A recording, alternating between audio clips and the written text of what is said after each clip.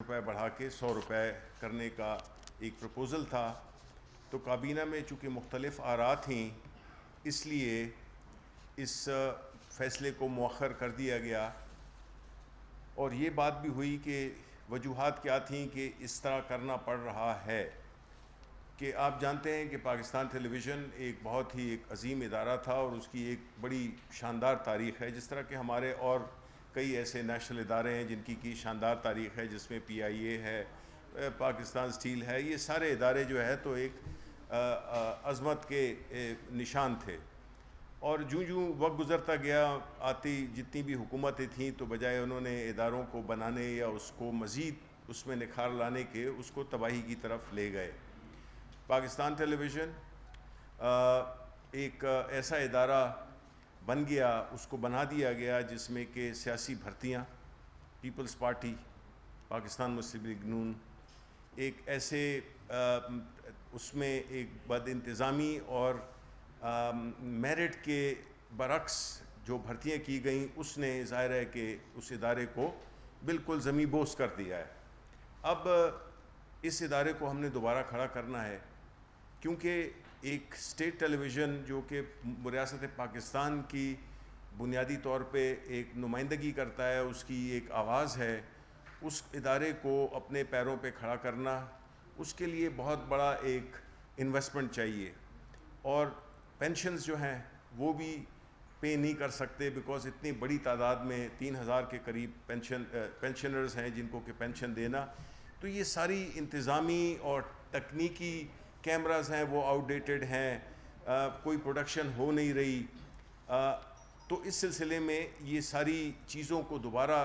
ٹھیک کرنے کے لیے مجبوراً یہ فیصلہ یا یہ پروپوزل ڈالا گیا۔ اب جہاں تک کہ اس کے بنانے میں یا اس کو ہم نے کس طرح سے ری اسٹرکچر کرنا ہے اس کے بارے میں پورے پلاننگ ہوئی ہے، صرف اس میں ظاہر ہے کہ کوئی بھی کام بغیر ریسورسز کے ہو نہیں سکتا، اسپیشلی جب اپنے پینشنز کا ایشو سولو کرنا ہو، آپ نے اور لوگوں کی جو سیلریز ہیں، ایکوپمنٹ ہے، اس کو کرنا ہو تو اس کے لیے ظاہر ہے کہ ایک بہت بڑی انویسٹمنٹ چاہیے۔ تو یہ اس پہ مزید بحث ہوگی، اس پہ مزید مختلف آراء لی جائیں گی، اور یہ اگلے ہفتے پہ اس کا مؤخر کر دیا گیا ہے۔ دوسری بات جو ہوئی وہ کابینہ نے جو پرائم منسٹر صاحب نے جو ایک انیشیٹو لیا تھا، ایک اپنی جو ان کا ہمیشہ سے ایک موقف رہا ہے کہ جو بھی عوامی نمائندے ہوتے ہیں ان کو اپنے اثاثے ڈکلیئر کرنے چاہیے، اور یہ کام انہوں نے جب 2011 میں کیا تھا، جب کہ اس وقت ہم جو بھی کور کمیٹی کے ممبران تھے ان کو کہا گیا تھا اپنے اثاثے ڈکلیئر کرنے کے، جو کہ ہم نے کیے۔ تو یہ اسی سلسلے کی ایک کڑی ہے جس میں کہ کہا گیا تھا اور وہ وعدہ پورا کر دیا کہ جس میں کبھی پہلے ہوا نہیں ہے۔ یہ دیکھیں، یہ چیزیں ایک ایک قدم ہوتا ہے جو کہ ایک بڑے سفر کا، ایک لمبے سفر کا آغاز ہوتا ہے۔ اس میں شفافیت کہ آپ کے جو عوامی نمائندے ہیں ان کے بارے میں آپ کو پتہ ہونا چاہیے، اور جو عوامی نمائندے نہیں ہیں، جو کہ ایڈوائزرز ہیں یا special assistants to the prime minister ہیں، وہ بھی چونکہ حکومت کا اور کابینہ کا حصہ ہوتے ہیں، ان کو بھی اس چیز پہ وہ کیا جائے، مجبور کیا جائے، یا ان پہ بھی یہ شرط عائد کی جائے جو کہ منتخب نمائندوں پہ ہوتی ہے، جو کہ وہ اپنے اثاثے۔ تو یہ پہلے کبھی کام نہیں ہوا، اور میں سمجھتا ہوں کہ ہم نے پوری کیبنٹ نے پرائم منسٹر کے اس فیصلے کو سراہا، اور اس کی یقین دہانی کرائی گئی کہ آئندہ بھی ہم جو ہے تو اسی فلسفے کو لے کے آگے چلیں گے، جس میں کہ ہر چیز میں شفافیت ہو، کہ عوام کو پتہ ہو کہ ان کے جو حکمران ہیں وہ ان کے کیا اثاثے ہیں، کہاں پہ ہیں اور کیسے بنے۔ وہ تو ان کا کام یہ نہیں کہ کیسے بنے، یہ تو بعد کی بات ہے، اگر اس کو کوئی کوشچن کرنا چاہے تو وہ کر سکتا ہے۔ دوسری بات جو ہوئی وہ کہ پچھلے ہفتے آپ کو یاد ہوگا کہ دیامیر بھاشا ڈیم، اس کا افتتاح کیا گیا، افتتاح تو نہیں، اس کے کام کو آگے بڑھانے کے لیے، اس کو زمین پہ لانے کے لیے، کیونکہ یہ تو بہت پرانا پروجیکٹ ہے لیکن اس کو گزشتہ حکومتیں آگے چلا نہیں سکیں، جو بھی وجوہات تھیں، یہ کمٹمنٹ کی کمی تھی، چونکہ بہنگی بجلی کے وہ سودے ہو رہے تھے، تو اس لیے کسی نے یہ نہیں سمجھا کہ اس جو ہے ایسے پروجیکٹس کیے جائیں جس میں کہ ایک تو سستی بجلی پیدا ہو سکے، سیراب زمینیں ہو سکیں، پانی کا سٹوریج ہو سکے. تو اس چیز کو ہم نے دوبارہ سے شروع کیا ہے، جو کہ میرا خیال ہے کہ ایوب خان کے بعد کوئی ایک ایسا بڑا پروجیکٹ نہیں شروع ہوا جو کہ اس کو شروع کیا گیا، اور اس کے ثمرات انشاءاللہ قوم بھی دیکھے گی. اور اگر ہم درخت لگاتے ہیں تو ضروری نہیں ہے کہ ہم اس کے سائے میں بیٹھنے کے لیے وہ درخت لگاتے ہیں. یہ مستقبل کی جو نسلیں ہیں ان کے لیے بھی آپ کو کام کرنا پڑتا ہے اور کرنا چاہیے، جو کہ ماضی کی حکومتوں میں ہم نے دیکھا کہ اس کی شدید کمی تھی. اور اسی وجہ سے ہم آج اس ایسی سچویشن میں ہیں کہ جس میں کافی تکالیف ہیں ہماری، جو بجلی کے جو جس ریٹس پہ بن رہی ہے، جو معاہدے کیے گئے. پھر آپ کی جو جسے کہتے ہیں کہ جو آپ سے تعلق رکھتی ہوئی پرائم منسٹر صاحب نے بڑا برہمی کا اظہار کیا کہ جو بقایا جات ہیں اخبارات کے، میڈیا کے، ان کو ابھی تک مکمل طور پہ کیوں نہیں پے کیا گیا. انہوں نے مجھے یہ ٹاسک دیا اور 1 ہفتے کا ٹائم دیا تمام منسٹریز کو کہ وہ اپنے جتنے بھی ان کے آؤٹ اسٹینڈنگ واجبات ہیں وہ پوری کریں گے، اور مجھے آپ رپورٹ دیں کہ اگلے ہفتے اگلی کیبنٹ میں یہ سارے پیسے جمع ہو جانے چاہیے. تو یہ ایک بڑی اچھی بات ہے کہ پرائم منسٹر صاحب ان کو اس چیز کا احساس ہے کہ جو بھی بقایا جاتے ہیں وہ ضرور ملنے چاہیے. تو اس لیے میں یہ یقین رکھتا ہوں کہ اگلے ہفتے تک ہمیں جو بھی یہ پیسے ملیں گے ہم فوراً اس کو تقسیم کر دیں گے اپنے صحافی بھائیوں کے پاس. اس کا جی میکنزم ہم ابھی اس پہ بات کر لیتے ہیں. پھر جو ایک اور اہم بات جو کہ اس وقت اس پہ کافی میڈیا پہ بھی آ رہی ہے، وہ ہے گندم. کہ گندم کی جو قیمت بڑھ رہی ہے آٹے کی، اس سلسلے میں پرائم منسٹر صاحب نے بڑی کلیئر طریقے سے اس پہ موضوع پہ جو متعلقہ وزارتیں تھیں ان سے پوچھا، فائنینس منسٹری سے، فوڈ سیکیورٹی اور جتنے بھی پلاننگ جتنے بھی تھے. اس میں آپ کو پتہ ہے کہ پرائم منسٹر صاحب ہر کیبنٹ ممبر سے اگر وہ چاہے تو کوئی بھی سوال تو وہ اس کو اجازت دیتے ہیں، اور ایک بڑی پارٹیسپیٹری، ایک بڑی میرے لیے تو پہلا تجربہ ہے. میں اور کسی کیبنٹ میں شامل نہیں تھا یا اور حکومتوں میں، لیکن میرا نہیں خیال ہے پہلے تو وہاں پہلی حکومتوں میں کیبنٹ کے اجلاس ہوتے ایسے تھے جس طرح کہ کبھی کبھار جو ہے تو ہم جس طرح عید مناتے ہیں سالوں میں ہوتی تھی، مہینوں میں ہوتی تھی. تو چونکہ ہمارا ایک ریگولر وہ ہے تو اس سے ہماری ایک تو سارے منسٹرز پارٹیسپیٹ کرتے ہیں، اپنی سجیشنز دیتے ہیں. تو گندم اور آٹے کے بارے میں ہماری حکومت بہت ہی زیادہ اس کے بارے میں کنسرن ہے کہ آٹے کی قیمت زیادہ نہ ہو، اور جو گندم کی فراہمی ہے وہ بر وقت اور اس کی ترسیل میں کوئی بھی رکاوٹیں نہ ہوں. اس وقت جو ہمارے پاس جو کہ ایسٹیمیٹس تھے کہ جو 1 ملین سے 1.5 ملین ٹن کی جو ہماری کنزمپشن اور ہماری جو پروڈکشن ہے اس میں جو گیپ تھا، اس کے لیے بھی حکومت نے یہ اجازت دی ہے کہ پرائیویٹ لوگ بھی اور حکومتی بھی یہ امپورٹ کر سکتے ہیں اس گیپ کو ختم کرنے کے لیے. اور آلریڈی 3-4 لاکھ ٹن کی وہ ہو بھی چکی ہے، آرڈرز بھی پلیس ہو چکے ہیں. کیونکہ ہم یہ چاہتے ہیں کہ کسی طرح سے بھی کوئی جو وہ لوگ خاص طور پہ جو ذخیرہ اندوزی کر رہے ہیں، ہمارے مذہب میں بھی اور ہمارے دنیا کے عام جو مسلمان ملک نہیں بھی ہیں، یہ اس طرح کی چیزوں کو ذخیرہ اندوزی کرنا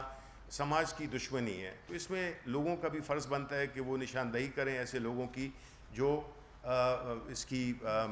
ذخیرہ اندوزی کے مرتکب پائے جائیں. اس سلسلے میں سندھ حکومت سے بھی ریکویسٹ کی گئی کہ جو ان کو بھی جو امپورٹ کے لیے امپورٹ ہوتے ہوئے آئے گی تو اس پہ وہ جو راستے میں وہ جو ₹1.25 پر ٹن کا جو وہ لگاتے ہیں ٹیکس لگاتے ہیں، ایکسائز ڈیوٹی جو لگاتے ہیں، اس کو بھی ان سے ریکویسٹ کی گئی ہے کہ وہ اس کی چھوٹ دیں. کیونکہ مقصد اس وقت جو ہے تو صرف وہ نہیں کرنا ہے، عوام کو سہولت دینی ہے. تو یہ انکریج کیا گیا ہے پرائیویٹ پارٹیز کو بھی کہ اگر ان کو بھی اس کی امپورٹ میں کوئی بھی مراعات دی جانی چاہیے وہ بھی دینی چاہیے. کیونکہ بعض اوقات یہ بھی ہوتا ہے کہ باہر کے ملکوں میں قیمت مہنگی ہوتی ہے پاکستان میں کے مقابلے میں، تو ہمیں وہ بیلنس کریٹ کرنے کے لیے اگر کوئی مراعات دینی پڑے تو اس سے بھی ہم دریغ نہیں کریں گے، اور اس کو ہماری پوری ہر لیول پہ یہ کوشش ہوگی کہ جو خیبر پختونخوا ہے وہاں پہ اسمگلنگ کو بھی روکا جائے، اور جو پنجاب ہے، سندھ ہے، یہ سب جو ہے نا یہ ایک ہی ملک ہے، اور اس میں جو سپلائی اینڈ ڈیمانڈ ہے اس میں کوئی بھی ہمیں گیپ نظر نہیں آنا چاہیے۔ اس کے علاوہ جو ایجنڈے کی بات ہوئی تو اس میں جو ایجنڈا تھا وہ کابینہ نے cash management and treasury single account rules, management and treasury single account rule 2009 کی منظوری دی۔ یہ قانون بنیادی طور پہ کیا ہوتا ہے کہ جو سنگل ٹریجری اکاؤنٹ ہوتا ہے اس میں یہ ہے کہ پورے پہلے جو حکومتی ہوتے تھے اس میں ہر منسٹری کا، ہر ڈپارٹمنٹ کا، ڈویژن کا اپنا اپنا ایک اکاؤنٹ ہوتا تھا، تو وہ کئی دفعہ جو ہے تو وہ اس میں وہ صلاحیت نہیں ہوتی تھی کہ وہ اس کو پورے طریقے سے صحیح مناسب طریقے سے اور ایک منظم طریقے سے اس کو استعمال کیا جائے، اور کئی فنڈز ویسے پڑے ہوتے تھے۔ تو یہ جو ہے تو ایک بہت بڑا ایک ہماری گورنمنٹ میں یہ ایک انیشیٹو لیا گیا جس میں کہ ہم نے یہ سنگل ٹریجری اکاؤنٹ بنایا، جس میں کہ بنیادی طور پہ ایک اکاؤنٹ ہے جس میں کہ سارے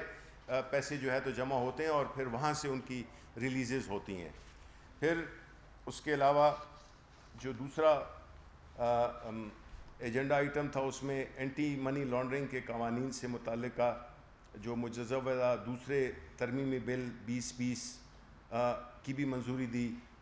ان ترامیم کا مقصد منی لانڈرنگ اور ٹیرر فائنینسنگ کی مؤثر روک تھام ہے۔ چونکہ آپ کو پتہ ہے کہ فیٹف بھی ہمارے اوپر ایک تلوار لٹکتی رہتی ہے، تو کئی قوانین جو کہ ہم نے ابھی جو ہمیں ٹائم ملا ہوا ہے اس میں ہم نے کئی قوانین میں ترامیم کرنی ہے کہ اس کا سدباب کیا جا سکے منی لانڈرنگ کا اور ٹیرر فائنینسنگ کا۔ تو اس سلسلے میں یہ ایک ترامیم تھی جو کہ اپروو کی گئیں۔ پھر اسی طرح انسداد دہشت گردی ایکٹ 1997 کے حوالے سے بھی مجوزہ ترامیم کی گئیں۔ پھر کوڈ آف کرمنل پروسیجر 1890 اس میں مجوزہ ترامیم کی منظوری دی گئی جو کہ بنیادی طور پہ منی لانڈرنگ اور ٹیرر فائنینسنگ کو ڈیل کرتی ہیں۔ پھر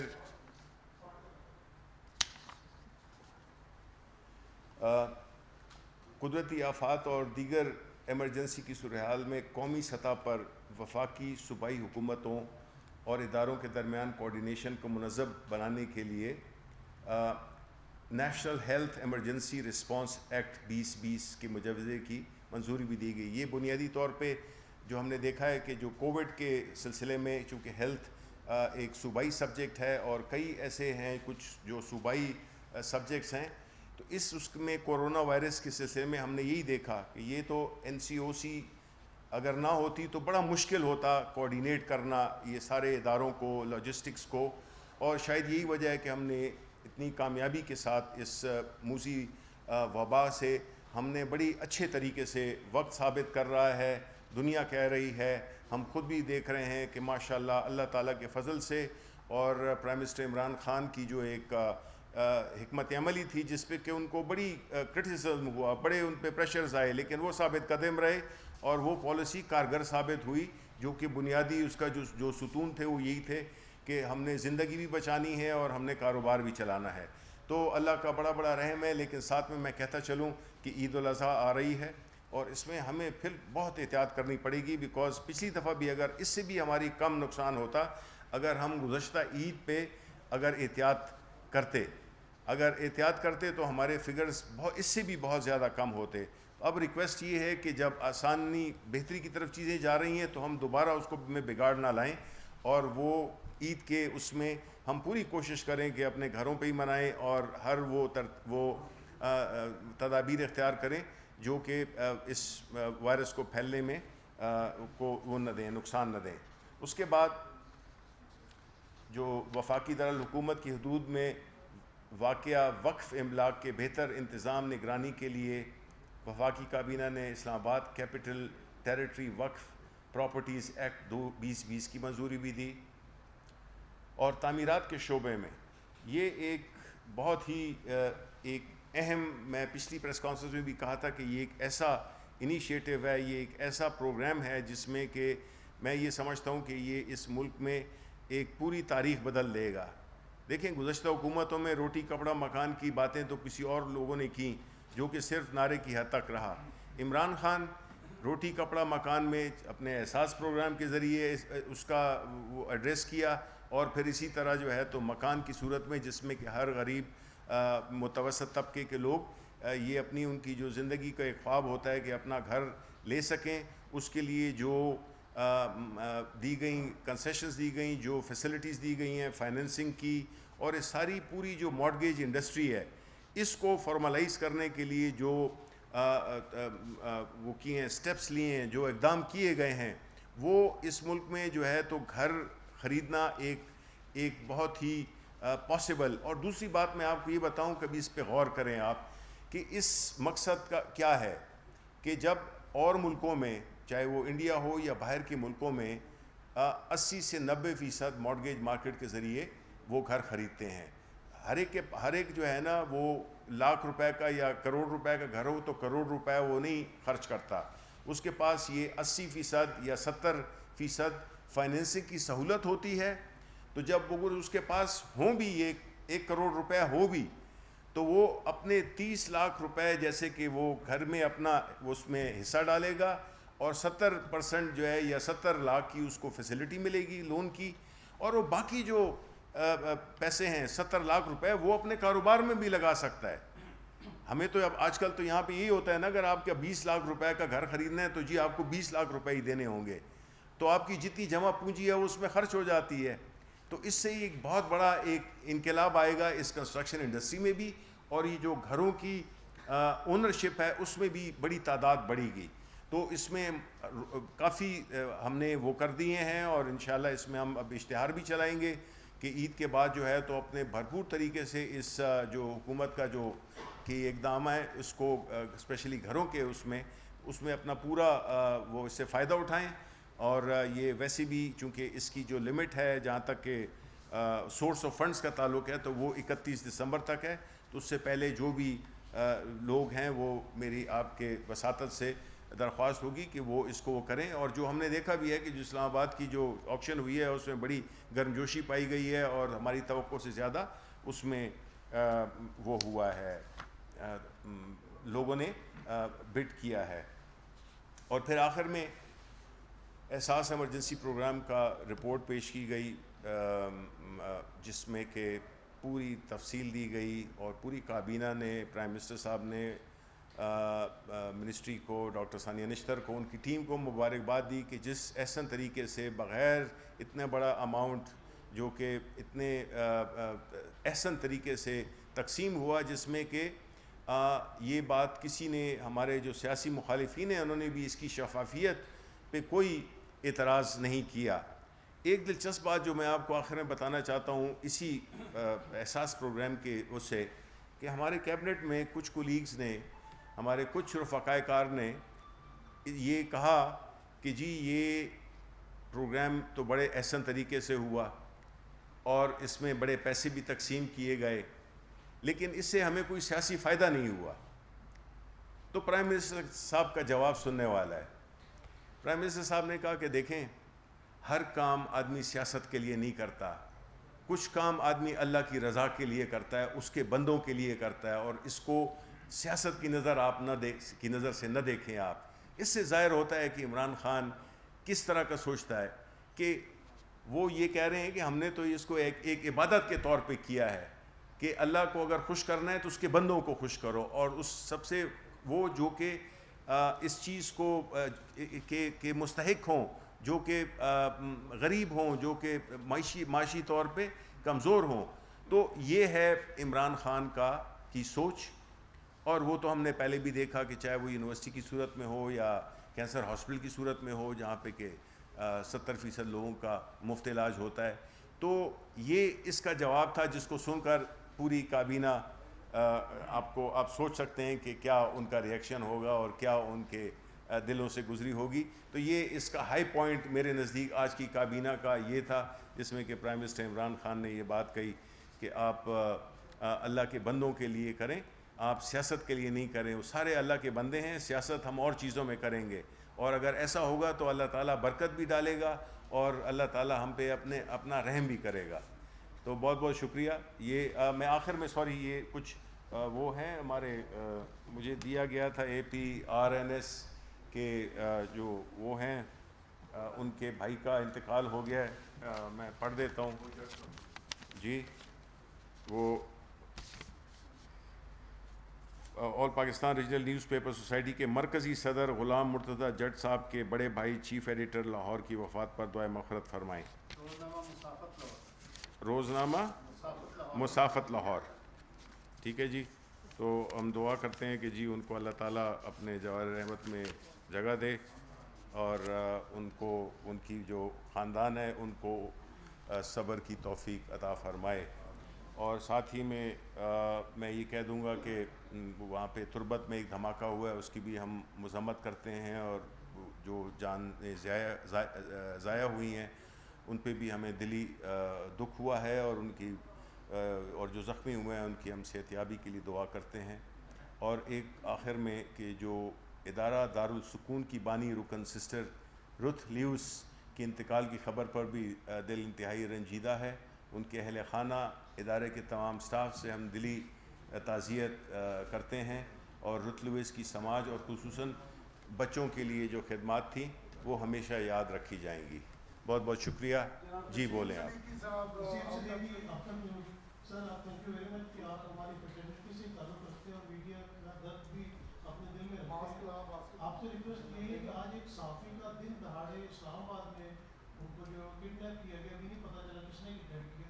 تو آپ سے ریکویسٹ یہ ہے کہ آپ انٹرویو کریں، پرائم منسٹر عمران خان صاحب سے بھی کہیں کہ اس میں ڈائریکٹ انٹرسٹ لیں اور فوری طور پہ ان کو بازیاب کرایا جائے، اور یہ دیکھا جائے کہ جس کیپٹل میں اس طرح کی واقعہ ہو رہا ہے یہ دوبارہ رونما نہیں. جی بالکل. اس میں جی یہ بات ہے کہ ابھی کابینہ کے اجلاس ختم ہونے کے بعد، ابھی آپ کو پتہ ہے کہ کابینہ کے اجلاس 1 گھنٹہ ڈیڑھ پہلے ختم ہوا، تو مجھے یہ خبر ملی. میں نے اسی وقت جو انٹیریئر منسٹر ہیں اعجاز شاہ صاحب، ان کو میں نے فون کیا. وہ راستے میں تھے، ان کے بھائی میرا خیال ہے کہ کافی سیریس کنڈیشن میں ہیں، تو وہ اسپتال کی طرف جا رہے تھے. لیکن میں آپ کو پوری تفصیلات کا بھی علم نہیں ہے، لیکن یہ تو طے ہے کہ ان کو اغوا کیا گیا ہے. ہم پوری کوشش کریں گے کہ آج جلد ہی جلد کم از کم ہمیں پتہ چل جائے کہ وہ کہاں پہ ہیں اور کیا کیا تدابیر اختیار کی جائیں جس سے کہ ان کو وہ کیا جائے، ریکور کیا جا سکے. ظاہر ہے کہ یہ حکومت کا فرض ہے اور حکومت اپنا فرض پوری طرح سے ادا کرے گی. جی جی اچھا، ایک تو آپ نے ذکر کیا گندم کی جو کا، پہلے تو یہ صرف بتا دیں کہ یہ لوگ کیوں نہیں پکڑے جاتے، یہ ایجنسیز کا کیا مطلب اس میں رول ان کی کیا کمزوری ہے. دوسرا یہ کہ پچھلی دفعہ بھی کیبنٹ میں کراچی کی لوڈ شیڈنگ کے حوالے سے مطلب بات ہوئی، پرائم منسٹر نے اس کا نوٹس کیا، مگر وہ کراچی کی لوڈ شیڈنگ بجائے کم ہونے کے غیر اعلانیہ لوڈ شیڈنگ شروع ہو گئی. اور تیسرا آپ نے جو ایک آپ نے کہا ہے کہ یہ عید سے پہلے یہ جس طرح آپ نے پیمنٹ وغیرہ کا ذکر کیا، تو آپ کو شاید یاد ہوگا پچھلی عید پہ بھی مطلب اس طرح پیمنٹ کے تھا، مگر ایجنسیز اور ان لوگوں نے جو ہے وہ بالکل کوآپریٹ نہیں کیا ہے. تو اس دفعہ یہ شروع کر دیا تاکہ عید میں لوگوں کی عید کرے. دیکھیں، ہماری تو پوری کوشش ہوتی ہے کہ ہمارے جو صحافی بھائی ہیں جو میرے سامنے بیٹھے ہوئے ہیں، جو آپ کے باہر ہیں، وہ کہ جس طرح میں نے آپ کو پرائم منسٹر صاحب کا بتا دیا ہے کہ وہ کس دل سے سوچتے ہیں، وہ زیادہ وہ بجائے وہ مالکان کے وہ زیادہ آپ کا سوچتے ہیں. ٹھیک ہے، کیونکہ ہماری پہلی اس میں بھی یہی کوشش تھی کہ جی، اور ہم نے باقاعدہ ایفیڈیوٹ بھی لیے، اور ہماری کوشش تھی کہ یہ جو ہے تو جو تنخواہیں ہیں وہ پے کی جائیں. لیکن وہ مجھے نہیں پتہ، بیکاز جو ابھی تک مجھے اس کا کوئی فیڈ بیک ملا نہیں ہے. اتنا مجھے یقین ہے کہ سب کو نہیں ملی ہیں تنخواہیں، لیکن جہاں پہ جو ادارے جن کو کہ پیسے دے دیے گئے ہیں، جو میری خبر ہے وہ یہ ہے کہ جو الیکٹرانک میڈیا ہے اس میں تو ساروں کو پیمنٹ کر دی گئی ہے. اب وہ PIO صاحبہ ہے نہیں، ان کو ہونا چاہیے تھا. لیکن کہ وہ مجھے بھی بتا دیتی، لیکن جو میری خبر ہے وہ یہی ہے کہ جو الیکٹرانک میڈیا اور جو پرنٹ میڈیا ہے اس کا بھی ہم انشاءاللہ جس طرح کہا ہے کہ یہ ہاتھ کھڑے کر گئی ہے کہ 3 اپریل سے پہلے کہ وہ ایجنسیز کریں کہ ہم نہیں دیں گے، اور گورنمنٹ سے لے چکے ہیں، گورنمنٹ سے لے چکے ہیں۔ اب دیکھیں یہ تو اس کے بارے میں بھی ہمیں سوچنا پڑے گا کہ کیا ایسا طریقہ کار اختیار کیا جائے جس میں کہ جو اصل لوگ ہیں، جس میں کہ جو کہ سیلریز ہیں، اس کا عام طور پہ ہم بنا رہے ہیں ایک ایسا پورا سسٹم، کیونکہ اس میں بڑی کمپلیکیشنز بھی ہیں، لیکن ہماری کوشش یہی ہے کہ ایسا کوئی طریقہ کار اختیار کیا جائے کہ جس میں کہ یہ ان کے اس پہ ہمیں نہ چھوڑیں، ان کی مرضی پہ ہم نہ چھوڑیں کہ وہ ان کا دل چاہے تو وہ دے دیں، دل نہ چاہے تو نہ دیں۔ تو ایک ایسا میکنزم اور باقاعدہ ایک قانونی طریقہ ہم بنا رہے ہیں جس میں کہ کم از کم یہ چیزیں نہ ہوں اور جو امپلائیز ہیں ان کو ان کی تنخواہیں مل سکیں۔ جی دیکھیں، لوڈ شیڈنگ کا جہاں تک تعلق ہے، اس میں جو کراچی الیکٹرک کا وہ وزارت توانائی اس کی مختلف اوقات میں اس کی ایکسپلینیشن دے چکی ہے۔ اس کا جو کراچی الیکٹرک ہے اس کے مسائل ظاہر ہے کافی پیچیدہ ہیں، اس میں مینجمنٹ کے بھی ایشو ہیں، اور ابھی تو اس وقت آپ کو پتہ ہے کہ وہ تو ابراج رو کے پاس ہے بھی نہیں، اس کو تو لیکویڈیٹرز ہینڈل کر رہے ہیں۔ تو ہماری تو کوشش یہی ہے کہ جو لوڈ شیڈنگ ہے یہ ختم ہو، فرنس آئل ہے اس کی وہ بھی پہنچ گیا ہے، تو میں یہ سمجھتا ہوں کہ اگلے 1-2 روز میں یہ سچویشن کافی بہتر ہو جائے گی۔